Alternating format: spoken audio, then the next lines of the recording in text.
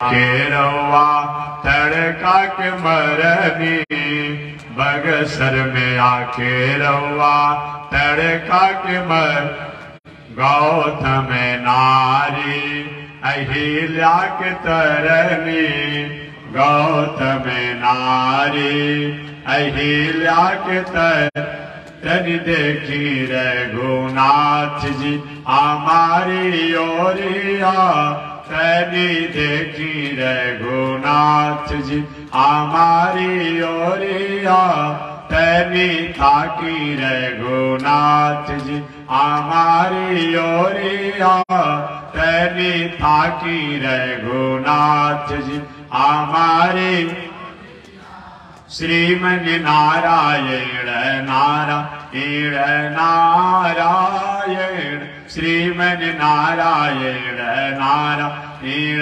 नारायण लक्ष्मी नारायण नारायण नारायण लक्ष्मी नारायण नारायण नारायण।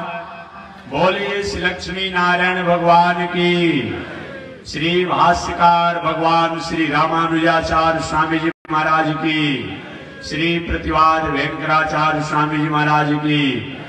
विश्ववंद जगदाचार्य श्रीमद विश्वक्सेनाचार्य अस्मदाचार्य पूज्य गुरुदेव श्री त्रिदंडी स्वामी जी महाराज की। श्री त्रिदंडी स्वामी जी महाराज की पावन धाम की, पावन ठाव की, पावन स्थल की, पावन महामहोत्सव की, पावन महामहोत्सव की। जय जय श्री सीताराम, जय जय श्री राधे श्याम, जय जय श्री श्रीमन नारायण, जय जय श्री भाष्यकार, जय जय श्री भाष्यकार, जय जय श्री रामानुजाचार्य, जय जय श्री रामानुजाचार्य। हरि ओम। शांति शांति शांति। अनंताचार्य कृपया वेदांत द्वय पारगम रामकृष्णांग्रिसद भक्त विश्वक्सेन मुनिं भजे। कासायम यज्ञ सूत्रम शुचिवपुषि तथा चौर्ध्वपुण्ड्रं च भाले यस्यास्ते दक्ष हस्ते कलिकुमति गिरेन्द्रेन्द्र वज्रं त्रिदण्डं संसाराग्नि प्रशान्त्यै धृतजलममलं दारुपात्रं पवित्रं श्री विश्वक्सेन सूरेः पदकमलयुगं श्रेयसे संश्रयामि। लक्ष्मीनाथ समारंभा नाथयामुन मध्यमा अस्मदाचार्य पर्यंता वंदे गुरु परंपरा। नारायणाय विद्महे वासुदेवाय धीमहि तन्नो विष्णु प्रचोदयात्। महालक्ष्म्यै च विद्महे विष्णुपत्न्यै च धीमहि तन्नो लक्ष्मी प्रचोदयात्, तन्नो लक्ष्मी प्रचोदयात्। परमाराध्य श्री लक्ष्मी नारायण भगवान प्रातः स्मरणीय नित्य वंदनीय पूज्य गुरुदेव श्री त्रिदंडी स्वामी जी महाराज के जुगल चरणों में कोटिशः नमन। भगवत भागवत आचार्य कैंकर्य पारायण महानुभाव हरिद्वार की पावन भूमि से चलकर आए हुए श्री माया मधुसूदन पीठाधीश्वर जगत गुरु रामानुजाचार्य स्वामी वैकुंठनाथ जी महाराज द्वारा आपने सरस में भागवत कथा को श्रवण किया। उसी कड़ी में दो चार शब्दों को मैं भी निवेदन करूंगा। मैं पिछले दिन निवेदन किया था, आज से 6000 वर्ष पहले भगवान श्री कृष्ण द्वारिकापुरी की अपनी सुधर्मा नाम की सभा में बैठे थे, जैसे अभी आप कथा पंडाल में बैठे। भगवान का सारा परिवार भी उपस्थित था, मंत्री संतरी सभी लोग थे। भगवान राष्ट्र के नाम से संदेश देते समय,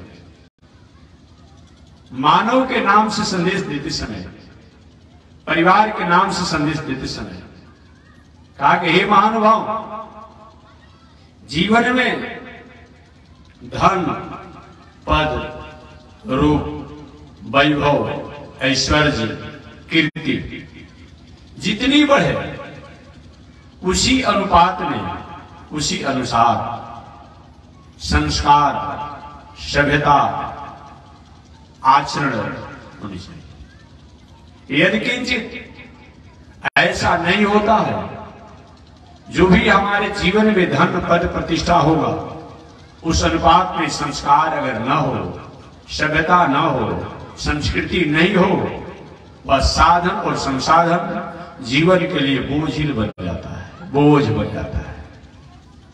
भगवान ने उपदेश दिया, कुछ लोगों ने सुना, कुछ लोगों ने नहीं सुना, कुछ लोगों ने माना, कुछ लोगों ने नहीं माना, कुछ लोगों ने यकीन किया, कुछ लोगों ने नहीं किया। भगवान का एक लाला बेटा, जो भगवान बहुत उसको मानते थे, नीतिकारों ने कहा है बच्चों को लाड़ प्यार का जब समय हो तो लाड़ प्यार दीजिए, एक समय से संस्कार और शिक्षा देने का जब समय हो तो समय से शिक्षा और संस्कार भी देना चाहिए। अन्यत्र भी कहा गया है कि माता वैरी, पिता वैरी, अपने आप में वह माता पिता, वह माता पिता बैरी है, शत्रु हैं, जो समय से अपने संतान को, अपने पुत्रों को, अपने पुत्रियों को शिक्षा और संस्कार नहीं देते। माता बैरी, पिता शत्रु, नहीं कहा जाता है। जिन बालक जो अपने बालकों को शिक्षा और संस्कार नहीं देते, शिक्षा भी होनी चाहिए और शिक्षा के साथ साथ संस्कार भी होने चाहिए। शिक्षा ज्ञान के लिए होनी चाहिए, संस्कार जो शिक्षा हमने जाना है उसको जीवन के उपयोग के लिए होनी चाहिए। शिक्षा होगा, संस्कार नहीं होगा तो शिक्षा हमारे लिए, समाज के लिए, परिवार के लिए, देश के लिए बोझिल हो जाती है। और शिक्षा के साथ संस्कार होता है तो शिक्षा द्वारा समाज का, राष्ट्र का मंगल होता है। आपने कभी पढ़ा होगा कि विज्ञान वरदान है आविष्कार, कभी पढ़ने को आता होगा। विज्ञान वरदान है या आविष्कार। अगर विज्ञान को संस्कार के साथ लेना चाहते हैं तो अब विज्ञान की शिक्षा आविष्कार है। अब विज्ञान की शिक्षा को अगर हम केवल ज्ञान के रूप में लेना चाहेंगे तो उसके द्वारा हम मिसयूज करेंगे। आपके पास मोबाइल है, अच्छा काम है। आज से 40 वर्ष पहले मैं भी कभी कभी देखता अपने आप में, आप लोग भी तो पुराने अनुभवी लोग हैं सब, कहीं बाहर में लड़का कहीं रहता, विदेश प्रदेश में रहता, तो गांव में वो छत पर या कहीं टावर गड़ा रहता था, 4 गो हारन बना रहा था गांव के बीच में, एक बेसिक अपना फोन होता। अब उनको पहले बुलाया, पहले खबर किया जाता, अब तो बेचारे वो समय पर रहते, वहां से फोन आता। अब तो देखते हैं चलते फिरते अपने आप में हो रहा है। कितना अच्छा बात है।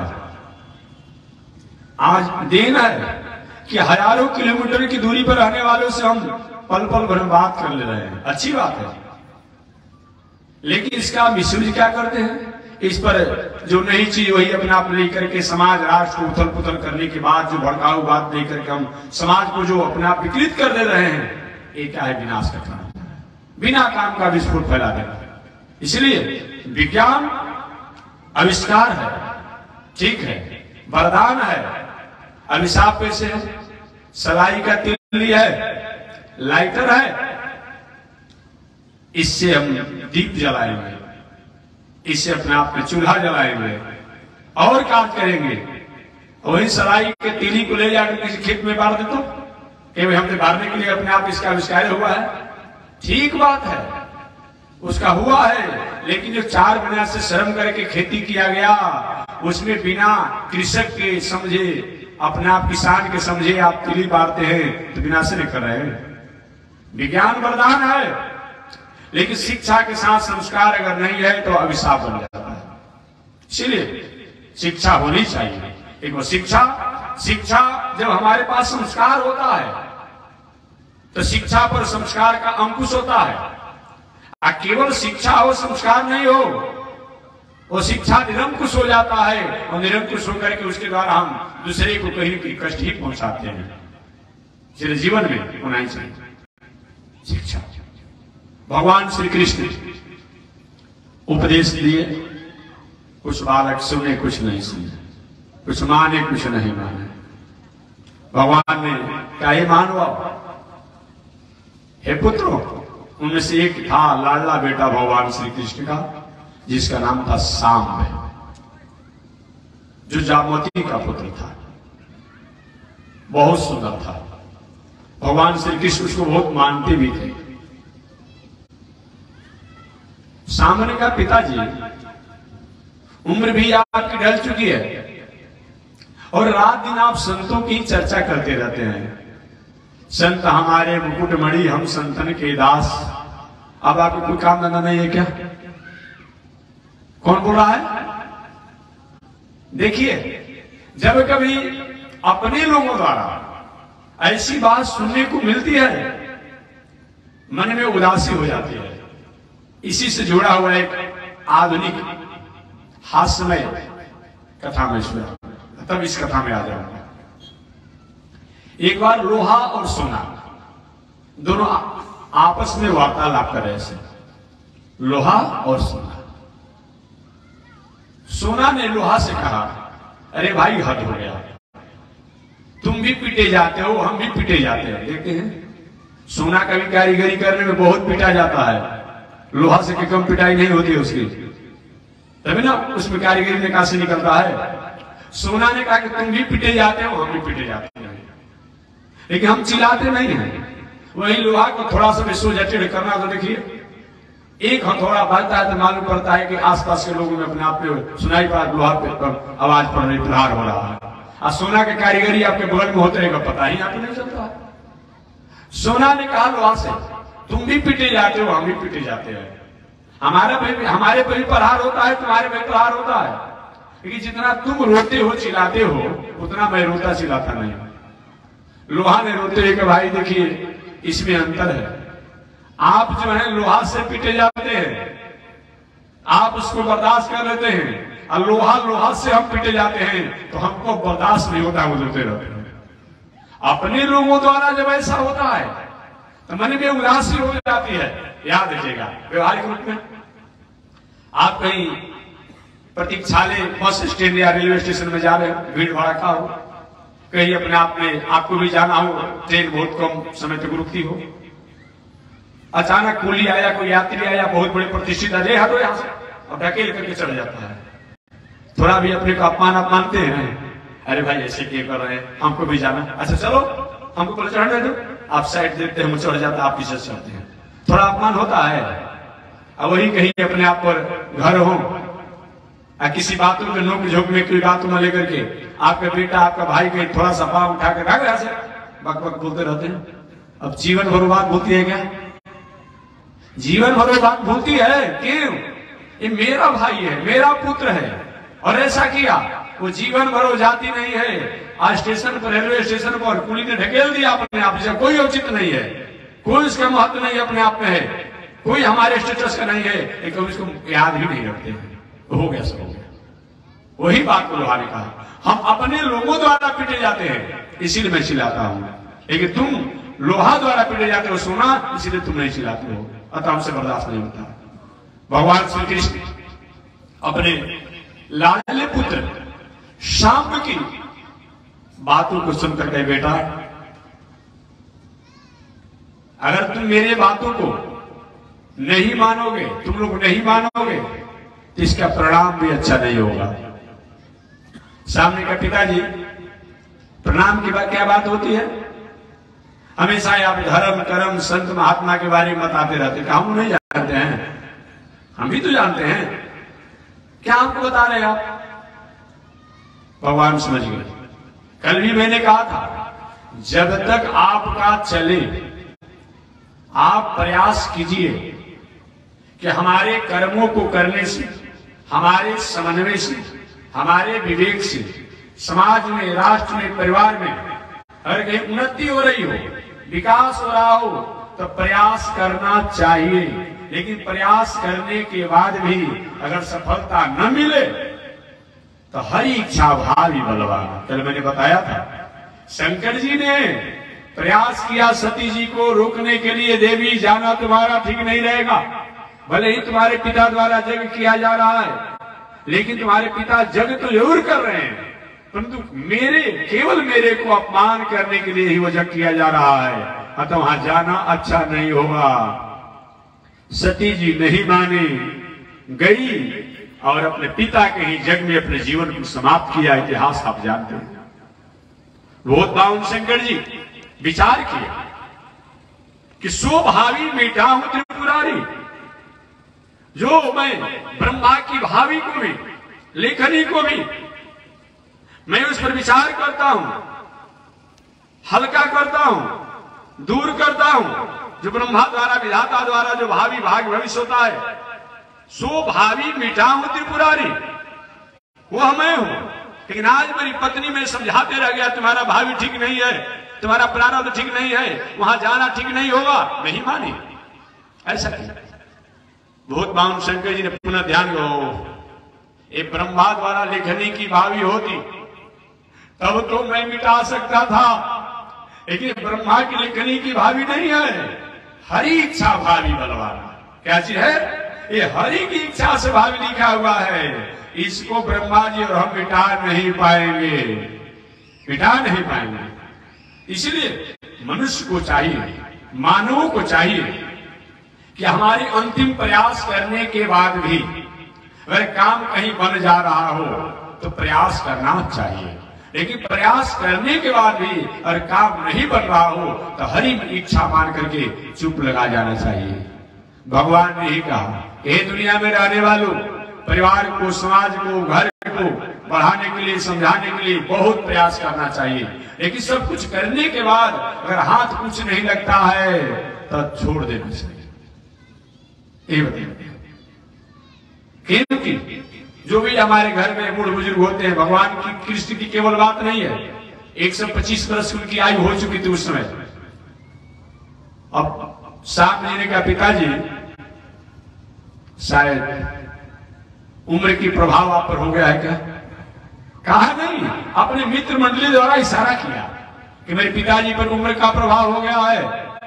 केवल वो नहीं कहा, आज भी लोग कह देते हैं, जब भी 50 वर्ष से ऊपर जब उम्र होता है, अगर कहीं बेटा बेटी नाती प्रनाती अनुकूल नहीं है तो बात बात में क्या कहता है, पिताजी का बाबा के दिमाग हल्का हो गया है।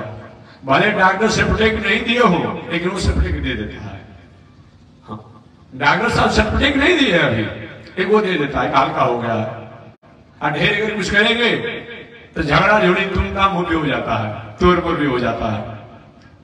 ऐसा अगर घर परिवार में होता हो, हमेशा मैं कहते रहता हूं, निवेदन करता हूं, देखिए 50 वर्ष से उम्र जब धीरे धीरे बढ़ने लगे ना, तो धीरे धीरे अपने आसक्ति घर से, परिवार से मोड़िए।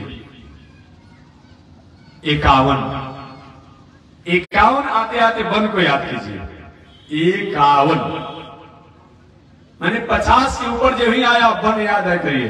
वन माने त्याग, वन माने तपस्या, वन माने आसक्ति का त्याग। ये वन का मतलब जंगल में जाने की बात नहीं करते हैं। धीरे धीरे आसक्ति का त्याग कीजिए, खेती जीमा दे दीजिए, घर जीमा दे दीजिए, व्यवसाय जीमा दीजिए। 51, 52, 53, 54, 55, 56, 57, 58, 59 और 60 आने के बाद तो आपका तो सर्टिफिकेट मिल ही जाएगा, मिल जाएगा। एक लोग क्या करते हैं, अब बाबा बुढ़ा गए, चला नहीं जाता है, और जने में चाबी पाने अपने आप में, वही चावल नाप के देंगे, वही दाल नाप के देंगे। अरे क्या करते हो भाई अपने आप में, किसके लिए कर रहे हैं भाई? ये नहीं होना चाहिए। ऐसा करते हो महानुभाव द्वारा भागवत द्वारा होता होगा, इस पर थोड़ा सा विचार कर लीजिएगा। कितना भी कर देंगे लेकिन आपका परिवार आपको उस तरीके से नहीं मानेगा। इसलिए धीरे धीरे उस आसक्ति को त्याग कीजिए। भगवान समझ गए कि अब इनको कर्मों के अनुसार इनका जो होना है वही होगा। भगवान ने कहे महानुभाव, हे बंधु बांधव, कभी कभी तुम संत महात्माओं के साथ अपराध करते हो, उनके साथ हंसी मजाक करते हो, अच्छा बात नहीं है। कहीं किसी को प्रणाम करते हैं तो ठीक है, कम से कम प्रणाम नहीं करते तो किसी को अपमान मत करो। कहीं मंदिर में जाते हो तो ठीक है, और नहीं जाते हो तो जाने वाले को रुकी मत। कहीं धर्म कर्म पूजा पाठ करते हैं तो ठीक है, लेकिन करने वाले को बाधा मत पहुंचाइए। कुछ बालक सुने, कुछ बालक नहीं सुने, कुछ माने, कुछ नहीं माने। संयोग से भगवान ने समझाने के लिए एक और प्रयास किया। कुछ चंचल बालकों को, नटखट स्वभाव के बालकों को लेकर के जंगल में चले गए और जाकर के भगवान एक वृक्ष के नीचे बैठ गए। वो बालक आपस में खेलने लगे। खेलते खेलते बालकों का जो गेंद जो था एक कुआं में जाकर गिर गया। कुआं की गहराई बहुत अधिक नहीं थी, कुआं में जल भी नहीं था। बालकों ने उस गेंद को निकालने के लिए प्रयास किया, नहीं निकल पाया। दौड़ते हुए आइए भगवान श्री कृष्ण के पास, कहे प्रभु गेंद हम लोग का कुआं में गिरा हुआ है, जल भी नहीं है, जल भी नहीं है, आप निकाल दीजिए। भगवान गए, अजय ही गेंद को देखना चाहे तो गेंद तो था ही, उसमें एक गिरगिट भी था, किलकिलासो गिरगिट था, पुराना गिरगिट था। भगवान ने अपने हाथ और भुजाओं को आगे बढ़ाया कुआं में, और गिरगिट उछड़ करके और भगवान के हाथ में चढ़ गया, और भगवान के शरीर से स्पर्श होते ही वो देवता का रूप बना लिया। सब लोग हैरान हो गए, अरे अभी तो ये गिरगिट के रूप में था, ये कौन है जो देवता का रूप बना लिया? भगवान ने पूछे, भले आदमी तुम्हारा क्या परिचय है, तुम कौन हो? तो उसने कहा महाराज मेरा परिचय पूछना चाहते हैं? देखिए जो अहंकारी व्यक्ति होता है ना, कहीं भी रहेगा थोड़ा सा अपने अहंकार को टपका देगा, याद रखिएगा, टपका देगा अहंकार को। और गिरगिट बना हुआ था, भगवान के स्पर्श होने से देव स्वरूप हो गया। भगवान परिचय पूछने लगे कि तुम्हारा क्या परिचय? हमारा परिचय आप पूछते हैं, हमारा परिचय कौन नहीं जानता होगा? अरे भले आदमी इतना बड़ा परिचय तुम्हारा है तो बताओ ना, हमारा परिचय जानना चाहते हैं। शायद दुनिया में आपने दानियों का नाम सुना होगा, दान करने वाले का नाम आपने सुना होगा। भगवान का सुना है मैंने, उन दानियों में मेरे समान कोई दानी नहीं। अच्छा आप कौन है? कह रहे मेरा नाम राजा निर्ग है। राजा निर्ग आप ही हैं? हाँ मैं ही राजा निर्ग हूं।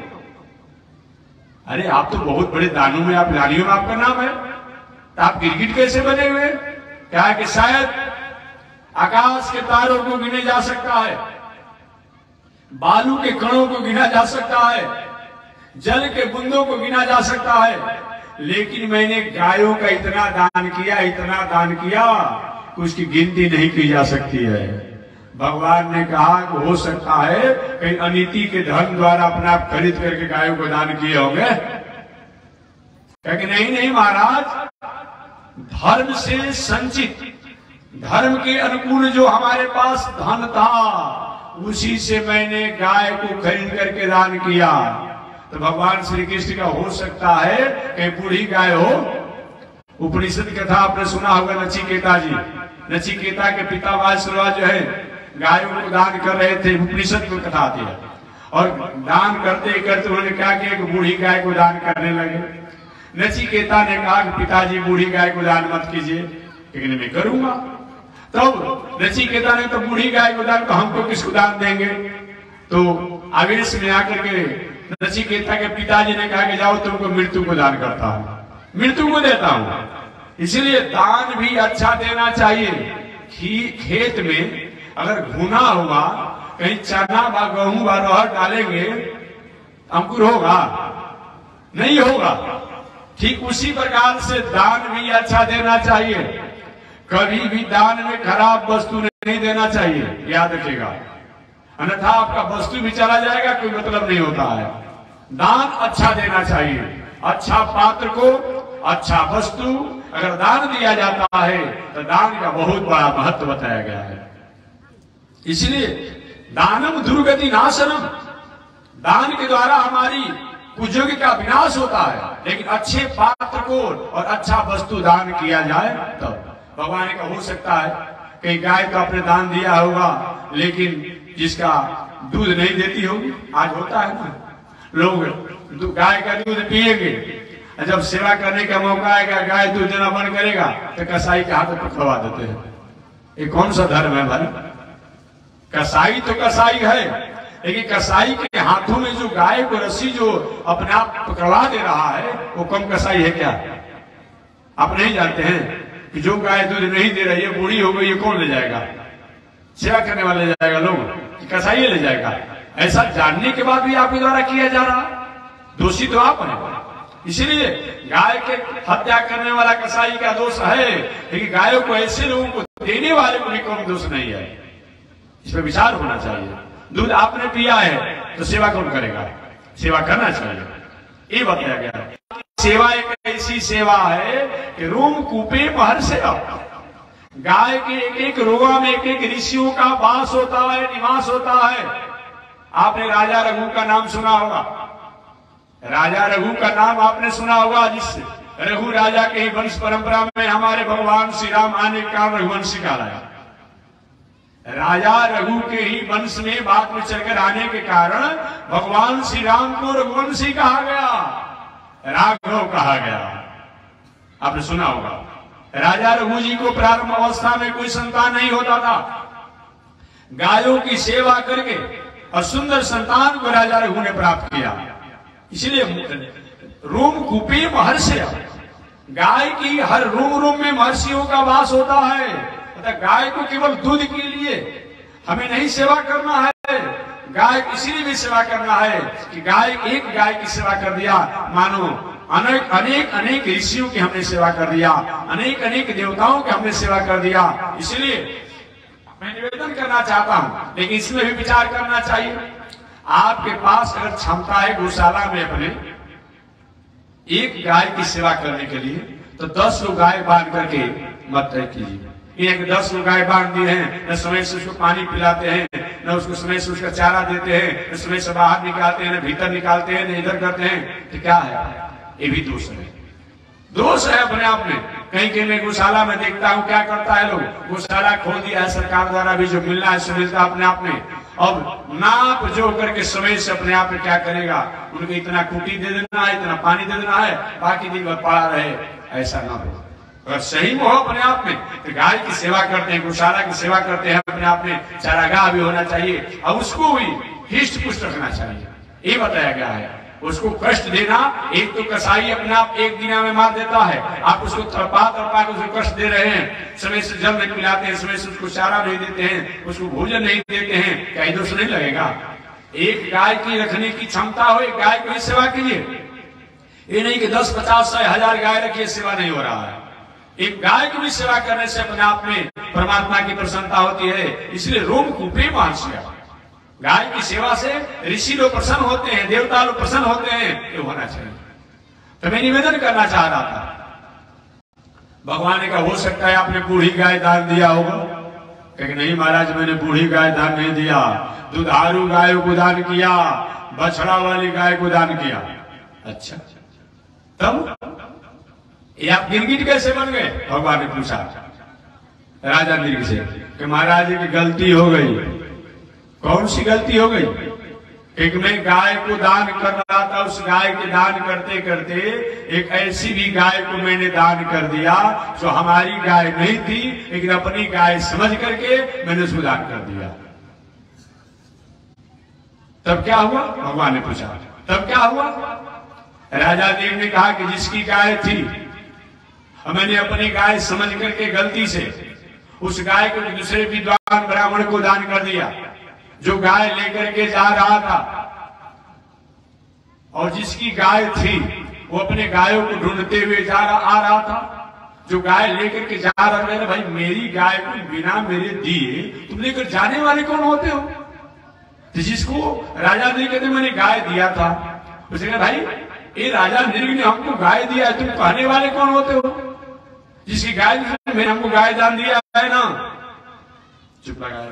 दूसरे कहा कि मेरी गाय को आप दान देने वाले होते कौन है बिना मेरे पूछे? थोड़ी सी राजा नील को वहां पर विवेक से काम लेना चाहता था, गलती तो हो गई थी। आवेश में आकर के राजा नील आप लोग क्यों झगड़ा करते हैं? कभी न कभी जो भी गाय किसी के पास होगी मेरी हिंदी हुई गाय है, क्या झगड़ा कर रहे हैं? एक गाय के बदला में सलाह गाय ले लीजिए, झगड़ा मत कीजिए। जिसकी गाय तुमसे कहेंगे तुम इसके बदला में हमसे ले लो जितना चाहो, कहेंगे नहीं नहीं, जब भी लूंगा तो मैं अपना गाय लूंगा, दूसरे के गाय मैं नहीं लूंगा। तो जिसको दान दिए तो उसे कहे भैया तुम जो गाय मैंने दिया है इस गाय को छोड़ दो, इसके बदला में तुम हमसे और जितना गाय लेना है ले लो। नहीं नहीं, जो अपने संकल्प करके गाय दान दिया है ना, लूंगा तो उसी को लूंगा, तो दूसरा नहीं लूंगा।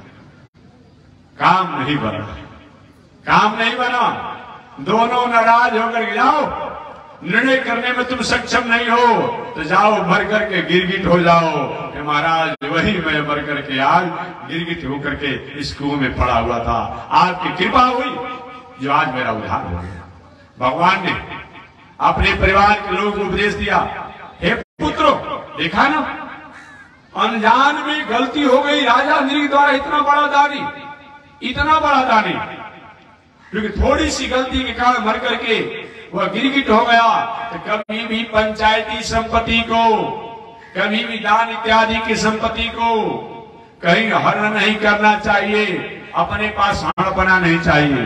बाप दादा ने स्कूल में, मंदिर में, मठ में, कहीं दे गौशाला में दान दे दिया, अनाती किस लड़ करके अपने नाम पर करा लिया। ये क्या मतलब होता है? ऐसा मत किया जाए। इसलिए हमेशा में कहते हैं दूसरों कभी कभी प्रश्न करते, महात्मा जी हमको एक बहुत बड़ा ठकुरबाड़ी बनाना है। हम कहेंगे देखिए भाई ठकुरबाड़ी बनाना अच्छा काम है, लेकिन ये जानिए कि आज ठकुरबाड़ी बनाए और आपका नाती आकर उस जमीन को दखल कर लेगा, तो जिस कल्याण के लिए आप चाहते हैं वो काम नहीं होगा। भले पुराना जो मठ मंदिरों से जीर्णोद्धार करा दीजिए अपने आप में, लेकिन ऐसा मत कीजिए। और वो करना हो तो पूरा उसकी व्यवस्था वर्तमान भूत भविष्य तीनों को करके कीजिए, ये बताया गया। नीतिकारों ने कहा है स्वदत्तांबा परदत्तांबा ब्रह्मद्रीति हरे तुझा। अपना दिया हुआ हो या दूसरे का दिया हुआ हो, ऐसे ब्रह्मवृत्ति को, ऐसे पंचायती संपत्ति को, ऐसे धार्मिक संपत्ति को जो अपने पास रख लेता है। खष्टी वर्ष सहस्त्राणी विष्टायाम जायते कृमि, वह 60,000 वर्षों तक पैखाना का कृमि होता है, उसके बाद अनेक योनियों को प्राप्त करता है। इसलिए कोई भी दान देने में विचार करना चाहिए। भगवान ने अपने रहन सहन संगत अगर बिगड़ जाएगा तो सब हम भगवान होकर के भी तुम लोग का कुछ कर नहीं पाएंगे और करने में सक्षम नहीं होंगे। बताया गया है पद्म पुराण में, स्कंद पुराण में निवेदन किया गया है, तमाल पतदिरतम दानम कुर्वन्ति जे जना दातारम नरकम यान्ति भोक्ता ग्राम सुखरः। तमाल पतदिरतम, जो भी नशा का सेवन करता है, अब कौन से आता है आप समझ लीजिएगा। तमाल पतदिरतम, ऐसे सेवन करने वाले को दानम कुर्वन्ति जे जना, ऐसे लोगों को दिया जाता है। तो दातारम तमाल पतदिरतम दानम कुर्वन्ति जे जना, उसके बाद बताया गया है दातारम नरकम यान्ति, ऐसे जिसको जानते हैं कि व्यक्ति का खान पान रहन सहन उठन बैठन गलत है, ठीक नहीं है। अब ऐसे को जो दान दिया जाता है तो व्यक्ति, दान देने वाला गलत व्यक्ति को जो दान देता है मर करके नरक में जाता है, और जो गलत खाने वाला है वो मर करके ग्राम सुकर, गांव का सुअर बनता है ग्रामीण। खूब गांव गंदगी को साफ करते रहो अपने आप में। जंगल का सुअर बनता तो कुछ काम चल ही सकता कि जड़ी बूटी खाना पड़ता, एक ग्रामीण सुअर बनना पड़ता है। इसलिए इस सब जमाने में अपने आप में, अभी मैं भी कथा सुन रहा था नरक के वर्णन अपने आप में, जो लोग इस समय अपने आप में खूब पीते हैं, खाते हैं, करते हैं, तो मरने के बाद वहां पीड़ छूटता नहीं है। जब राजदूत क्या करते हैं, लोहा को पिघला करके, और जो एक भोग शरीर होता है, ये शरीर तो ही छूट जाता है, एक भोग शरीर होता है, लोहा के पिघलते हुए अपने आप में, जैसे कभी गुड़ का अपने आप में जो गुड़ बनाते हैं ना, ईख के रस को अपने आप करके जब अपने आप कड़ा नहीं रहता है, उससे आता है, उसी को मुंह में उनको पिलाया जाता, तड़पते रहते हैं, चटपटाते रहते हैं, कोई पूछने वाला है? वहां भी परेशानी होती है। कभी कभी पैखाना के तीर के अपने आप कुंड में ले जाकर डुबा दिया जाता है, अपने आप इसी तरह से परेशान होकर के व्याकुल होकर रोने लगता है, चिल्लाने लगता है। इसलिए जो व्यक्ति ऐसा करता है वो सत्य होता है। भगवान श्री कृष्ण अपने परिवार के लोगों को कहा, हे महानुभाव, जीवन में कभी भी पंचायती संपत्ति को हड़पने की कोशिश मत करो, और पंचायती संपत्ति को दान देने का भी मत काम करो। अब कुछ स्वभाव होता है, कहीं पंचायती, कहीं झगड़ा का कहीं पेड़ हो, कहीं जग हो रहा है, चलो उसको दे देंगे। कभी भी झगड़ालू संपत्ति दान मत दीजिए, याद रखिएगा। कभी भी झगड़ालू वस्तु को दान नहीं देना चाहिए। जिस पर आपका निजी अधिकार हो वही दान दीजिए, झगड़ालू संपत्ति मत दीजिए और खराब वस्तु को मत दीजिए, ये बताया गया। भगवान श्री कृष्ण ने उपदेश दिया, कुछ बालक माने, कुछ नहीं माने। एक दिन इन बालकों ने विचार किया, एक दिन इन बालकों ने विचार किया कि मेरे पिताजी हमेशा संतों के धर्म की अपने आप चर्चा करते रहते हैं, तो संत महात्मा में कुछ ताकत है कि नहीं है? अब साधु महात्मा ताकत का चीज होता है क्या जी? है? अब हम साधु बने हैं, महात्मा बने हैं, तो हम पेड़ के बातें रहेंगे, पहाड़ के बातें रहेंगे, इसीलिए हम हुए हैं। अरे भाई, पूजा करते हैं, पाठ करते हैं, अपनी दिनचर्या में जी रहे ना है। आज तो बात अलग है कि अपने आप में साधु की पहचान हम लोग तांत्रिक से कर रहे हैं। अपने आप में रोज टेलीविजन पर आप लोग पढ़ रहे हैं कि अपने आप में कौन सी जगह है, अपना नाम नहीं रखने, झगड़ा हो जा रहा है, नहीं बोल रहे हैं, नहीं बोल रहे हैं। और बताइए ना, वो कहाँ का तो है, मध्य प्रदेश में कौन जगह में पता नहीं चल पा रहा, अपने आप में जोड़ पकड़ा हुआ है, लाइन भी लगा हुआ है वहां पर अपने आप में, न जाने सारा दुनिया का मालूम पड़ता है तो सब कुछ अब सीधी हुई है। अरे और सीधी है कि नहीं, उसका तो सिद्ध हो ही जा रहा है, आपके बाद भी सिद्ध होगा। हो बताइए ना, सब कुछ है तो काहे की खेती है, काहे के व्यापार है, काहे की नौकरी है, काहे का ध्यान अध्यापन काहे करना जी, सब वही जब समाधान करने वाला हो, ये काहे के लिए अपने आप में बताइए?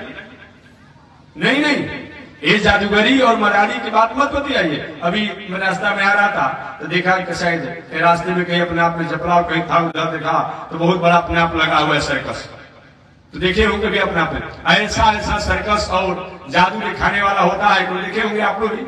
अब मुंह से नोट निकालेगा, हो बताइए, मुंह में से नोट होता है जी, जब मुंह में से देखे जादूगरों को अपना देखेंगे, और मुंह में से नोट निकाल देता है। और बताएं, मुंह में से नोट निकालने की बात हो तो सरकार इतना बड़ा बड़ा अपना व्यवस्था करके बड़े बड़े इतना महीना देकर रखता, क्या जरूरत है? उन्हीं को लोग को पकड़ करके जितना लोग को छपवा लेता, अपने आप में निकलवा लेता है, क्या जरूरत है? बताइए ना, कितना लोग अपने आप पे किसी मंगा देता है, कोई मिठाई मंगाता है। अरे भाई, सब जादूगरी विद्या है। जब वही सब मंगाने वाले हो, ये व्यवसाय की क्या हो सकता है? ये अनेक प्रकार क्या बसता है? नहीं नहीं, ये सब जादूगरी दिखाने की विद्या है, ये सब काम की विद्या नहीं है, ये चमत्कारी विद्या है, जान लीजिएगा।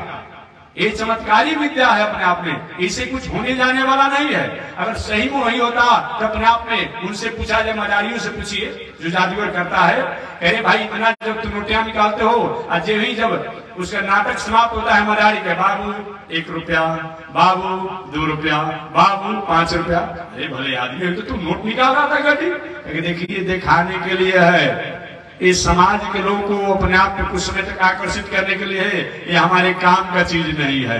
इससे क्या मिलने वाला है जी? रामचरितमानस आप पढ़ेंगे, वाल्मीकि रामायण पढ़ेंगे, रामचरितमानस में भरत जी महाराज ने कहा, कब बहुत अयोध्या वासियों को ये मन में शंका था कि भरत जी को भी कैकेयी के द्वारा मंत्रणा प्राप्त, कैकेयी को मंत्रणा दिए हैं भरत जी भी कि नहीं राम को वनवास के लिए, इनका भी मंत्रणा निश्चित रूप होगा। तो भरत जी महाराज अयोध्या में जब लौट करके आए ननिहाल से, कहे कि अगर मेरी माता कैकेयी की मंत्रणा में मेरा भी मंत्रणा होगा तो मेरी गति वही होनी चाहिए जो जादू टोना तंत्र मंत्र मदारी करने वाले जो होते हैं। अब समझिए कितना होता है, जो झाड़ फूक, जो जादू टोना चमत्कारी करने वाले हैं, जो उनकी गति होती है वही होनी चाहिए। इसीलिए इससे मालूम पड़ता है कि अधोगति है, ये अच्छी चीज नहीं है। सम रामचरितमानस कभी आपको पढ़ने का मौका मिलेगा तो आप देखेंगे ये अच्छी बात नहीं है, और अच्छी होता तो अपने आप क्यों ऐसा भरत जी कहते हैं। तो मैं निवेदन करना चाहता हूं कि हमारे भगवान श्री कृष्ण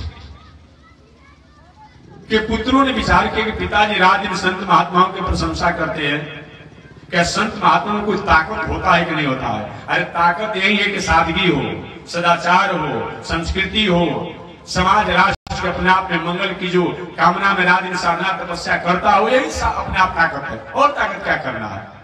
और ताकत क्या करना है जी? और परीक्षा लेने लगे, कभी भी शास्त्र, संस्कृति, संत, धर्म, ईश्वर ये परीक्षा के विषय नहीं है। कौन कौन? संत, शास्त्र, संस्कृति, धर्म, ईश्वर ये परीक्षा के विषय नहीं है, समर्पण और श्रद्धा के विषय है। जब जब भी परीक्षा लिया गया अच्छा नहीं रहा। भगवान श्री कृष्ण के परिवार के लोग संतों की या धर्मों की परीक्षा लेने के लिए मन में कौतूहल जगी की, और एक दिन संतों में महासंतों की परीक्षा लेने लगे। वो संत का नाम है दुर्वासा ऋषि, नारद जी, ऐसे प्रवृत्ति के संत लोग द्वारिकापुरी के बगल में पिंडारक क्षेत्र में थे। वो लोग आभास हो गया था कि भगवान श्री कृष्ण 125 वर्ष की आयु व्यतीत कर चुके हैं, अब अपने गोलोक धाम जाने की तैयारी में हैं। ऐसा जान करके ये सभी संत ऋषि लोग, नारद जी, दुर्वासा जी प्रवृत्ति के लोग क्या किए कि द्वारिकापुरी में जाते भगवान का दर्शन करते, और भगवान का दर्शन करते भगवान ठीक है जाइए अपना तपस्या साधना कीजिए, अपने दिनचर्या पर रहिए, भगवान की आज्ञा मान के लौट जाते लोग। अब पुनः मन नहीं लगता पूजा पाठ करने में, न लौट करके आ जाते। अरे पूजा पाठ तो हमेशा होते रहेगा कि भगवान चले जाएंगे तो जाने का अंतिम क्षण कैसा दर्शन होगा, न लौट करके आ जाते। इसलिए एक दिन ये भगवान श्री कृष्ण की ये परिवार के लोग, जिसमें कि भगवान श्री कृष्ण का लाड़ा बेटा शाम भी था जो जामवती का पुत्र था, इन सब लोग ने आपस में तय किया कि क्यों न चल करके पिंडारे के क्षेत्र में संतों की परीक्षा ले लिया जाए, धर्म की परीक्षा ले लिया जाए, शास्त्र की परीक्षा ले लिया जाए, संस्कृति की परीक्षा ले लिया जाए कि क्या संत महात्मा में कोई ताकत होता है कि नहीं होता है। और वही परीक्षा लेने के लिए क्या किया, भाई परीक्षा कैसे लिया जाएगा, अरे कुछ शास्त्र की बात पूछना चाहता था। ऐसा परीक्षा नहीं लिया लोगों ने। भगवान श्री कृष्ण के बेटा को साड़ी पहना दिया, घूंघट कहवा दिया, और पेट पर कपड़े की पोटली बांध करके 10 बालक अलग से, बगल से, आगे से, पीछे से चल दिए। आज धर्म की और संत की परीक्षा हो ही जाएगी। सब लोग गए अपने आप में पिंडारक क्षेत्र में, जहां पर संत दुर्वासा, नारद जी प्रवृत्ति के संत लोग थे। महाराज जी दंडवत प्रणाम। हम लोग द्वारिकापुरी से आए, जहां जा रहे हैं आप ही लोग का नाम चमका हुआ है। कुछ आगे पीछे जानते हैं, वर्तमान भूत जानते हैं। संतों ने कहा देखो हमको भजन करने से मौका ही नहीं मिलता है कि हम आगे पीछे जानेंगे और वर्तमान भूत की बात जानेंगे। नहीं महाराज, हर जगह आप लोग का नाम है, कुछ तो बताना पड़ेगा आपको। एक ने कहा महात्मा जी ये बहू जो है ना, अभी नई नवेली आई है, ये प्रथम संतान को जन्म देने वाली है। इसके मन में भावना है तुम्हारा प्रथम संतान जो होता पुत्र के रूप में होता। आप लोग बहुत पहुंचे हुए संत हैं, तो क्या बता सकते हैं कि इस बहू को लड़का होगा कि लड़की होगी? अब सभी संत लोग ध्यान करने लगे, सभी लोग ध्यान करने लगे। सबके ध्यान में यही बात आ रही है, ये तो कोई स्त्री नहीं है, तो कोई गर्भवती नहीं है, ये तो कृष्ण का पुत्र सांब है, जामवती के पुत्र हैं। हम संतों की परीक्षा लेने के लिए साड़ी पहने हैं, घूंघट काढ़े हैं, हम संतों को अपहास करने के लिए, अपमान करने के लिए एक तरीका भाई भगवान श्री कृष्ण के परिवार के लोग। संतों ने कहा देखिए हम लोग कुछ जानते होते नहीं, आप लोग जाइए जाइए, हम लोग कुछ जानते नहीं, तो भजन भाव करते हैं। एक बालक है बाबा आता जाता तो कुछ नहीं है, खाली भेष बनाए हैं। इसी तरह से दूसरे का आता, दूसरे का घी खाते रहते हैं और अब इसी साधु का भेष बनाए हैं। जाता जाता नहीं है, जब जानते दिखाएंगे साधु करने बने। और तो कोई नहीं बोला, लेकिन दुर्वासा ऋषि ने कहा ए देखो थोड़ा संभाल कर बोलो, भगवान श्री कृष्ण के परिवार के हो। ऐसे बोला जाता है जैसे तुम बोल रहे हो। तभी एक बालक रहे बाबा आंख मत दिखाइए, आता जाता कुछ नहीं, आंख दिखा रहे हैं, आ रहा हो तो बताइए, नहीं आ रहा तो आंख मत दिखाइए। हम लोग ऐसे वैसे घर के नहीं है जब आंख दिखा देंगे। और तो कोई नहीं बोला, लेकिन संतों में महासंत दुर्वासा ऋषि ने गए बच्चों इधर आओ। क्या कहा तुमने? क्योंकि मैंने कहा कि इस बहू को लड़का होने वाला है कि लड़की होने वाली है, आता हो तो बताइए, नहीं आता हो तो आंख मत दिखाइए। दुर्वासा जी ने कहा अरे दुष्ट, भगवान श्री कृष्ण के परिवार में होकर तुम लोग की बुद्धि इस तरह से मारी गई। ये तो हाल उसी तरह से है जैसे चंदन के जंगल में कहीं रेण उग जाए, ये तुम्हारी हाल है, यही तुम्हारी हाल है अपने आप में। बताओ भगवान श्री कृष्ण की छत्र छाया में रह करके जो संत महात्मा ऋषि लोग, देवता लोग, शास्त्र संस्कृति सभी अपने आप में अपने को संरक्षित आनंदित होते, आज उन्हीं भगवान श्री कृष्ण के परिवार को होकर तुम्हारी ऐसी बुद्धि मारी गई। तुमने पूछा है तो तुम नहीं जानते हो कि हम भगवान श्री कृष्ण के परिवार के, हमारा कोई क्या बिगड़ेगा? तो हम भी ऐसे वैसे संत नहीं हैं। संत भी एक विचित्र खोपड़ा के होते हैं, याद रखिएगा, संत भी एक विचित्र खोपड़ा के होते हैं। आओ तुमने क्या पूछा? क्या हमने पूछा है कि इस बहू का पुत्र होगा कि पुत्री? तो दुर्वासा जी ने कहा कि ना पुत्र होगा ना पुत्री होगी, ये जिस बहू को तुम खड़ा कराए हो ये बहू नहीं है, ये तो कृष्ण का बेटा सांब है, और इसको पुत्र के रूप में लोहे का एक मूसल होगा, मूसलम कुलनाशनम, और ऐसा वैसा मूसल नहीं होगा, तुम्हारे कुल खानदान सबको बर्बाद करने वाला, समाप्त करने वाला, नाश करने वाला होगा। वृथा न हो ही देव ऋषि। सारे बालक घबरा गए, अरे ये तो बाबा लोग पहचान गए। अब उसी समय अपना साड़ी खोल खाल करके, संतों की वाणी ऐसी रही अपने आप में, भले ही पुतली बाना था लेकिन वाणी के चलते लोहा का मूसल हो गया। सब लोग उदास होकर के और चले गए उग्रसेन जी के पास, बाबा उग्रसेन के पास। इन पावन कथा को श्री सुखदेव जी महाराज राजा परीक्षित से जब सुना रहे थे, तो राजा परीक्षित ने प्रश्न किया था श्री सुखदेव जी से। इसी पावन कथा को एक समय सूत जी महाराज नैमिषारण्य में 88,000 ऋषियों से सौनक ऋषि को सुना रहे थे। तो सौनक ऋषि ने भी पूछा था कि हे महाराज ये बताया जाए कि क्या भगवान श्री कृष्ण इसको माफ नहीं कर सकते थे, जिनके नामों को लेने से सारे दुनिया के अमंगल दूर हो जाते हैं। ठीक है, बालकों द्वारा गलती हुआ, क्या भगवान इसको माफ नहीं करा सकते थे? माफ नहीं कर सकते थे।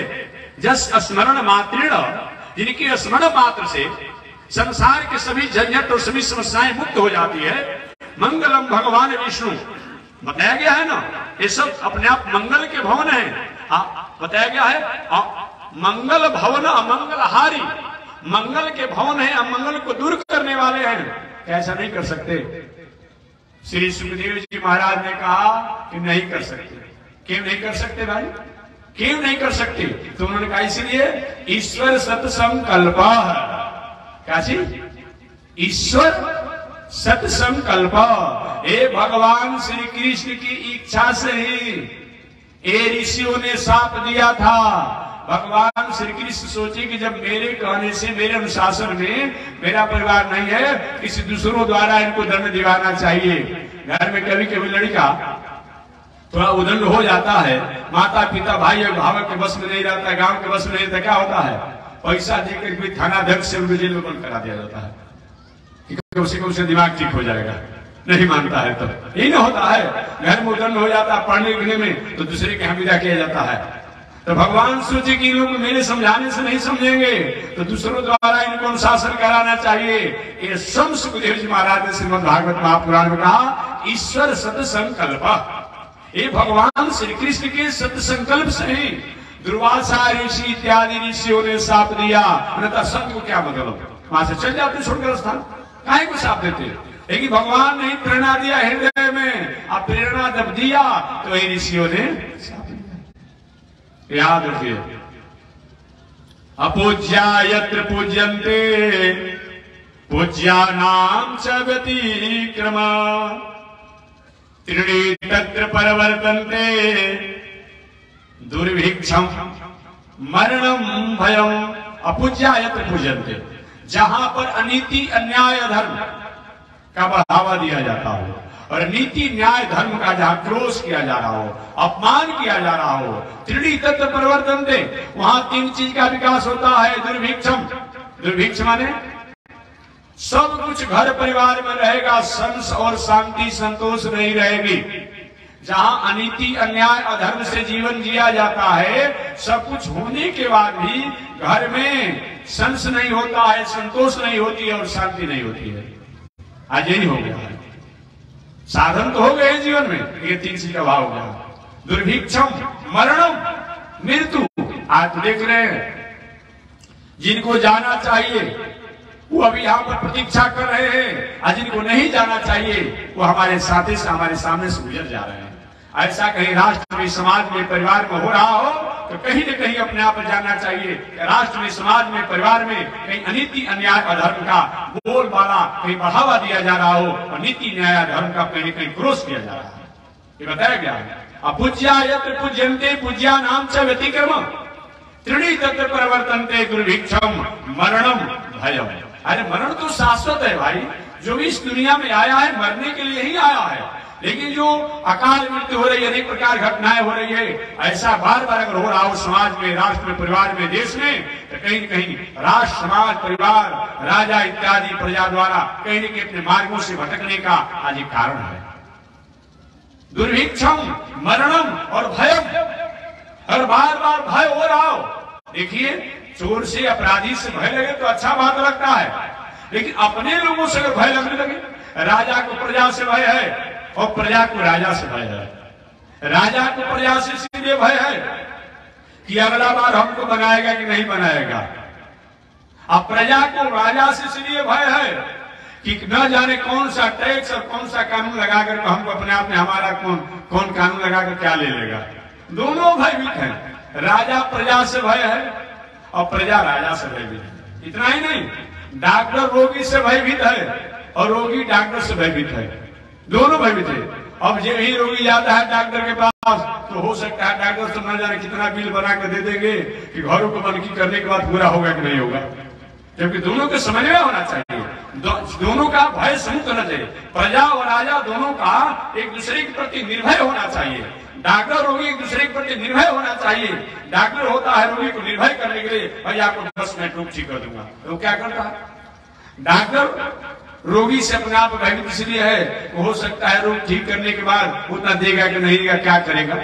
पति पत्नी से देख लेंगे, दोनों में नहीं। बाप बेटा से कि कहीं बड़ा होने के बाद पुत्र सेवा करेगा कि नहीं करेगा। ऐसा अगर समाज में हो रहा हो तो समझना चाहिए कहीं न कहीं हमारा खाने का, पीने का, रहने का, उठने का, बैठने का, बोलचाल का कहीं बिगड़ गया है। ये नीतिकारों ने, शास्त्रकारों ने कहा।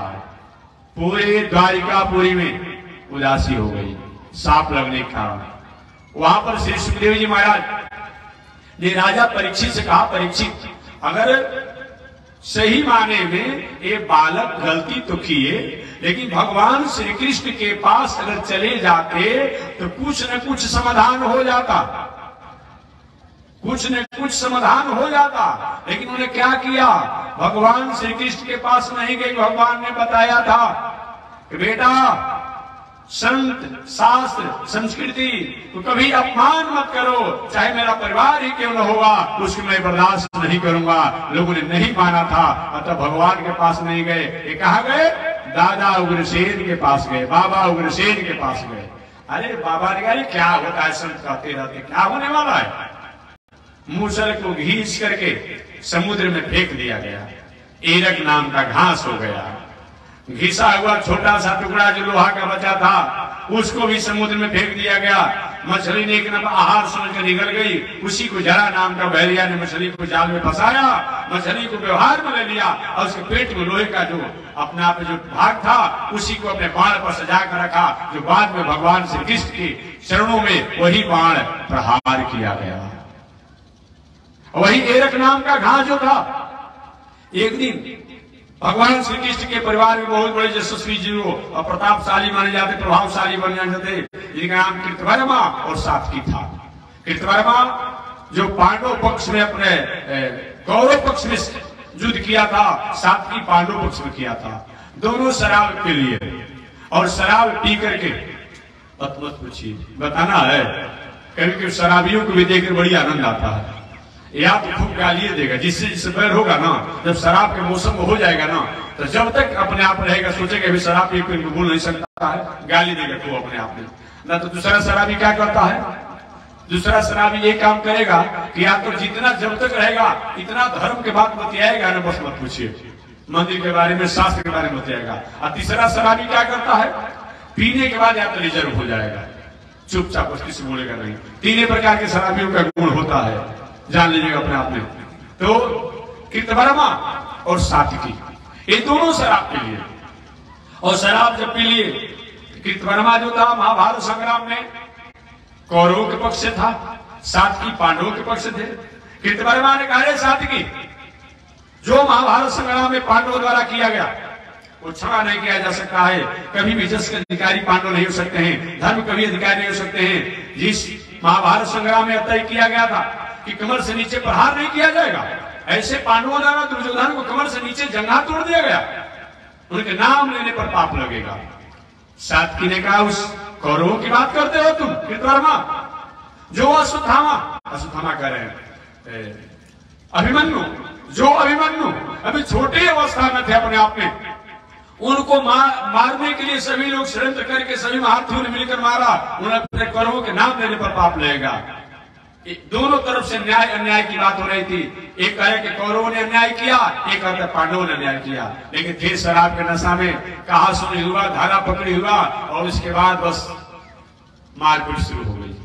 परिवार एक ही होता है, लेकिन जब विवाद होता है तो परिवार दो भागों में हो जाता है, आधा एक पक्ष में हो जाते हैं, आधे एक पक्ष में हो जाते हैं। पूरा यदुवंशी एक ही थे, लेकिन दोनों के विवाद में सारा यदुवंशी दो पक्ष हो गए अपने आप में, एक कृतवर्मा के पक्ष में हो गए, एक सात्विकी के पक्ष में हो गए, और दोनों संग्राम शुरू हुआ। जितने अस्त्र शस्त्र हथियार थे सबसे संग्राम हुआ, अपने में कट मर करके समाप्त हो गया। कुछ बचे खुचे लोग थे, जब अस्त्र शस्त्र हथियार कुछ नहीं बचा तो वो एरक नाम का घास जो सांप से अपने आप में जो तलवार जैसा खर ही था, लेकिन तलवार जैसा काम करने वाला था, तो यही कबार कबार कर दूसरे को प्रहार करने लगे, उससे भी कितने लोग समाप्त हो गए। कुछ बचे खुचे लोगों को भगवान समझाकर सोचे अब तो शांति करा दे, समझाने के लिए भगवान श्री कृष्ण बलराम जी गए। भगवान श्री कृष्ण और बलराम को मारने के लिए दौड़ पड़ा। भगवान सोचे घिर से लोग रहकर क्या करेंगे, तो कुछ और बचे खुचे भगवान श्री कृष्ण ने बलराम जी ने समाप्त कर दिया। समाप्त करने के बाद अब भगवान थोड़ी सी शांति में है, शांति में अब ठीक हो गया।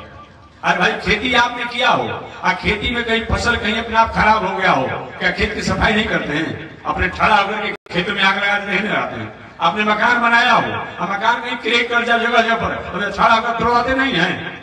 भगवान ने वही किया। जिन्हें अपने परिवार के लोगों को बढ़ाने के लिए देवताओं से संग्राम किया, क्या नहीं किया। आज देखिए परिवार का रहने का कोई मतलब नहीं है, वही भगवान श्री कृष्ण ने क्या किया, अपने परिवार को समेट करके अब अपने लोक में जाने की तैयारी में है। तो आज इसी के साथ मैं वाणी को विराम दे रहा हूँ। कल देखते हैं कि भगवान श्री कृष्ण अपने परिवार को समेटने के बाद कैसे अपने गोलोक धाम में जाना चाहते हैं। और संयोग से उसी समय द्वारिकापुरी में नारद जी का आगमन हो गया।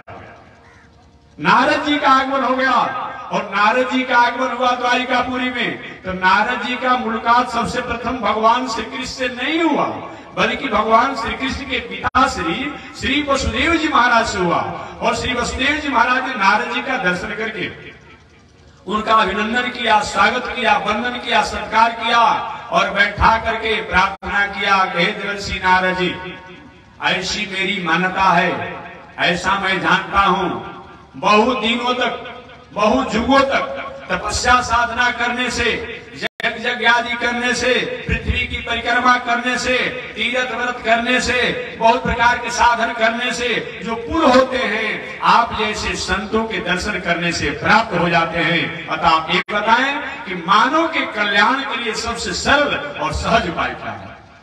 नह्यं मया तीर्थानि न देवा मृथिला मया ते तुर पुनर्कालेन दर्शनादेव साधवा।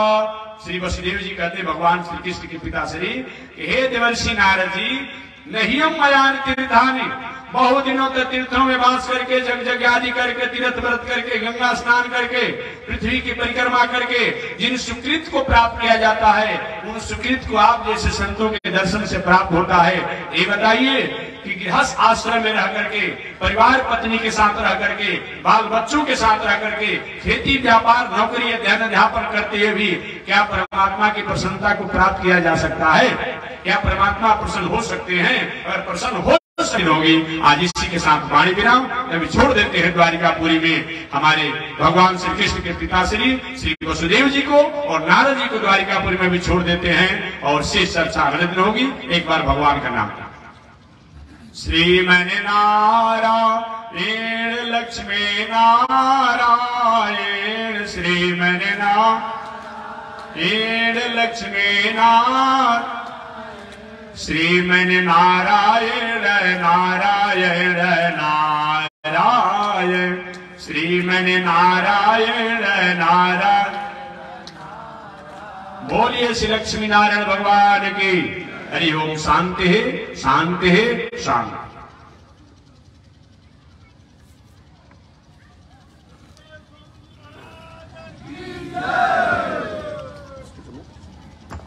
ओम चंद्रमा मनसो जात चक्षो सूरजो अजायत, श्रोत्राद्वायुष प्राण मुखाद निरजायत, श्रीश्रुते लक्ष्मी सवदनया वहोरात्रि, पार्श्वे नक्षत्राणि रूपमस्मिनो व्यातम्, ईश्वर निघाणामो मयि घाण, सर्वलोकं मयि घाण, आसायम यज्ञ सूत्रम्, शुचिवपुषि तथा चोर्ध्वपुण्ड्रम् च भाले, यस्यास्ते दक्षहस्ते कलिकुमति गिरीन्द्रेन्द्रवज्रम् त्रिदण्डम्, संसाराग्नि प्रशान्ते मृतजलममलम् दारुपात्रम् पवित्रम्, श्रीविश्वक्सेन सूरे पदकमलयुगम्, श्रेयसे संश्रयामि अमर्यादः शूद्रस् चलमतिरसोय्या प्रसवभो, कृतघ्नो दुरमाने स्मर परवशो वञ्चन पर, निशंस पापीशो कथमामितो दुःखजलधे, रपाराधूत्रेण तव परिचरेयं शरणयो। लक्ष्मी नारायण भगवान की, श्री भास्कर रामानुजाचार्य स्वामी जी महाराज की, विश्ववंद जगदाचार्य श्री त्रिदंडी स्वामी जी महाराज की। हरि ओम। शांति, शांति, शांति।